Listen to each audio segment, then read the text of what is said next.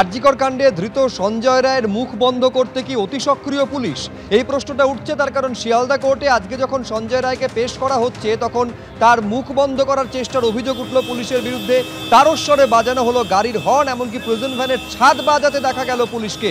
এই ছবি আপনারা দেখতে পাচ্ছেন, যখন পেশ করা হচ্ছে কোর্টের ভেতরে যখন নিয়ে যাওয়া হচ্ছে, পুলিশ কিভাবে প্রিজন ভ্যানের গাড়ির ছাদ বাজাচ্ছে, ছবিটা দেখুন একবার।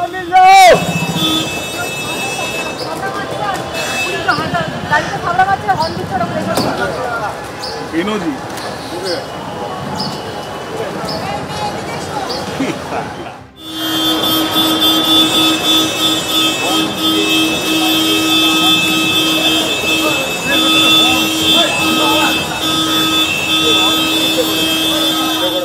তোমার স্যাম্পল গুলো মিললো কি করে, যেটা তুমি দাবি করছো যে কিছু করেনি?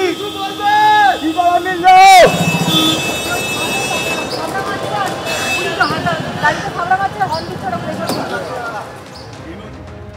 বিচার প্রক্রিয়া যেহেতু চলছে, তাই শিয়ালদা আদালতে সঞ্জয় রায়কে প্রেসিডেন্সি সংশোধনাগার থেকে নিয়ে আসা হয়েছিল।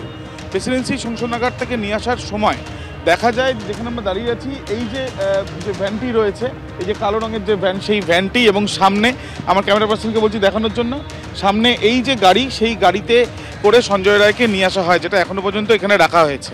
কিন্তু যখন আনা হয় তখন কিন্তু দেখা যাচ্ছে যে কমপক্ষে 5 থেকে 6 জন পুলিশ, র্যাব, তারা এই জায়গায় দাঁড়িয়ে এই কাজটিকে, অর্থাৎ যেখানে অভিযুক্তকে বসানো হয় সেইখানে কিন্তু সম্পূর্ণভাবে দাঁড়িয়েছিলেন।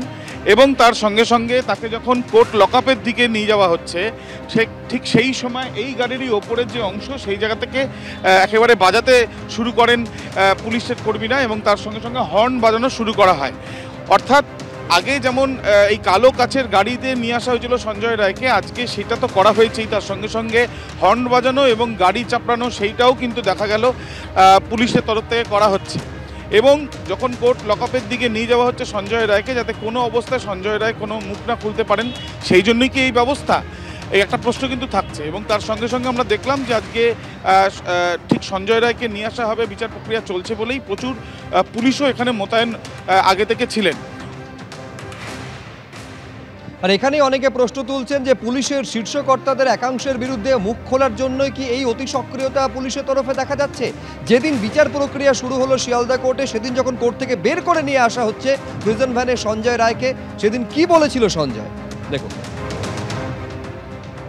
আমি নাম বলে দিচ্ছি, দিলীপ গোয়েল যিনি আছেন ডিসি স্পেশাল, ওনারা নিজেরা আমাকে ফাঁসিয়েছে। দিলীপ গোয়েল ডিসি স্পেশাল, ওনারা নিজেরা সাজিদ করে আমাকে ফাঁসিয়েছে, হুমকি দিয়েছে। এখানেই শেষ নয়, এর আগেও সঞ্জয় রায় এই অভিযোগ করেছিল যে তাকে ফাঁসানো হয়েছে, তার ডিপার্টমেন্ট তাকে ধমকাচ্ছে, একেবারে রাজ্য সরকারের দিকে পর্যন্ত আঙুল তুলেছিল সঞ্জয় রায়। সেদিন কি বলেছিল এই আরজিকর কাণ্ডে ধৃত একমাত্র অভিযুক্ত দেখুন। আমার কথা শুনিনি, এতদিন চুপচাপ ছিলাম, আমাকে বিনা কারণে ফাঁসানো হয়েছে, আমার নামে সব কিছু দেওয়া হচ্ছে।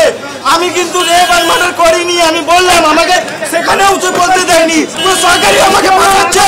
আমি এতদিন চুপ ছিলাম, আমাকে সব জায়গায় ভয় দেখাচ্ছে যে না তুমি কিছু বলবে না, তুমি কিছু বলবে না। আমার এই ডিপার্টমেন্ট আমাকে ভয় দেখিয়ে আমাকে এই করেছে, আমি কিন্তু পুরোপুরি নির্দোষ, আমাকে ফাঁসানো হয়েছে। আর এখানে অনেকে প্রশ্ন তুলছেন যে পরপর দুদিন যেভাবে মুখ খুলেছেন সঞ্জয় রায়, তারপরেই কি পুলিশের এই অতি তৎপরতা বা অতি সক্রিয়তা দেখা যাচ্ছে? সে কারণেই কি পুলিশকে আজকে দেখা যাচ্ছে প্রিজন ভ্যানের ছাদ বাজাতে? সে কারণেই কি তারস্বরে হর্ন বাজাচ্ছে পুলিশ? এই প্রশ্ন তুলছে বিরোধীরা। কি বলছেন একের পর এক বিরোধী রাজনৈতিক দলের নেতৃত্ব দেখুন। এটা হচ্ছে Kunal Ghosh part 2। By chance যদি সঞ্জয় কখনো ছাড়া পেয়ে যায়, তাহলে আমি নিশ্চিত ও দলের প্রধান মুখপাত্র হয়ে যাবে। আমি ভাবি পুলিশ কতটা নির্লজ্জ, পুলিশ কমিশনারের দিকে যে আঙুল তুলে উঠেছে সেটা যে সঙ্গত, সেটা এই পুলিশের অ্যাক্টিভিটিসে বারবার প্রমাণিত হয়।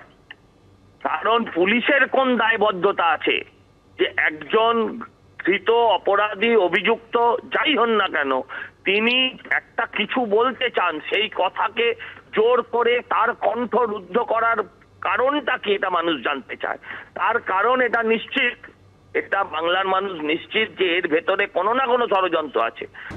দেখুন কি দেখা গেল পুলিশের দিক থেকে, তার থেকে বড় প্রশ্ন হচ্ছে কেন দেখা গেল। কেন পুলিশের এই অতি সক্রিয়তা? আমরা আঁতকে উঠছি, আমরা চমকে যাচ্ছি এটা দেখে যে তার মানে সঞ্জয় রায়ও এমন কিছু বলতে পারে যা কিনা মমতা বন্দ্যোপাধ্যায় চান না, রাজ্যের সরকার চান না যে মানুষ জানতে পারুক।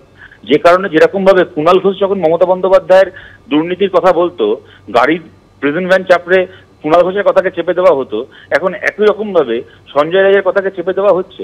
মানে কতটা ঘাড়হিম করা একটা ব্যাপার, কতটা ঘেন্নার ব্যাপার এইটা, যে তার মানে আরজি করে সত্যি সত্যি এমন অনেক জিনিস আছে যা কিনা একজন ধর্ষক খুনি বলতে পারবে, যা মমতা বন্দ্যোপাধ্যায় আড়াল করতে চান। এখানে আমাদের পরিষ্কার বক্তব্য, আদালত এই ঘটনাটাকে দেখছে, আদালতের পর্যবেক্ষণে তদন্ত চলছে, আদালতে কি শুনানি হচ্ছে, সঞ্জয় রায় আদালতে দাঁড়িয়ে কি বলছে তারও লাইভ স্ট্রিমিং হোক।